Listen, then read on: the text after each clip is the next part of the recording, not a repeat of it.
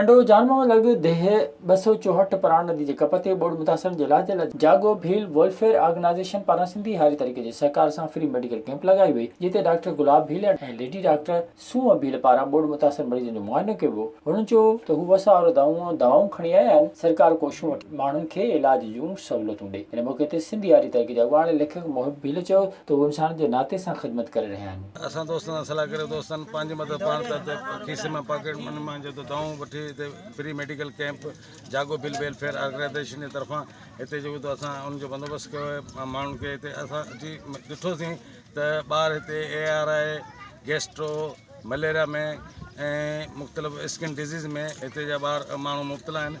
असांजो जेतिरो वसायर असां हिते असां कोशिशि कई आहे, पर आऊं चवंदुसि त इहो नाकाफ़ी आहे। हिते सरकार खे एक्टिव थियणु खपिजे। हीअ हालात ॾिसो, जेको पाणी पियो पए पुराणे जा 2 कप ईअं मेलो लॻो पियो जहिड़ो किंजर जे कप ते जीअं वेठा आहियूं, हुन पासे होड़ा ईअं लॻो पियो, अहिड़ो मंदरु लॻो पियो। अज़ाबनि में मुसीबतनि में माण्हू महसूसु जेॾीमहिल कंदो आहे त माण्हू जे अंदरि जो हिकिड़ो इंसानु आहे, उन में हिकिड़ी तकलीफ़ महसूसु थींदी आहे माण्हू खे, त माण्हू पंहिंजे वसायर कुझु न कुझु करे। सो अॼु असां अवामी तहरीक जे सहकार सां ऐं जागो भील वेलफेयर ऑर्गेनाइजेशन जा जेके दोस्त आया इन्हनि गॾिजी कैंप असां लॻाईसीं, ऐं जंहिंमें 200 खनि मरीज़ असां हिते ॾिठा आहिनि। दवा जी तव्हांजे साम्हूं आहे। ही दोस्त पंहिंजे खीसे में जा वठी आया आहिनि। ॿियो को अहिड़ो को प्रोजेक्ट इदारो या का NGO सरकारी कोन्हे। ही सभु पंहिंजे हिकिड़ो जज़्बो आहे ख़िदमत जो, उन तहत ही सभिनि दोस्तनि गॾिजी असां कयो अथऊं। ऐं अॼु असांजो चोथों ॾींहुं आहे मेडिकल कैंपनि जो।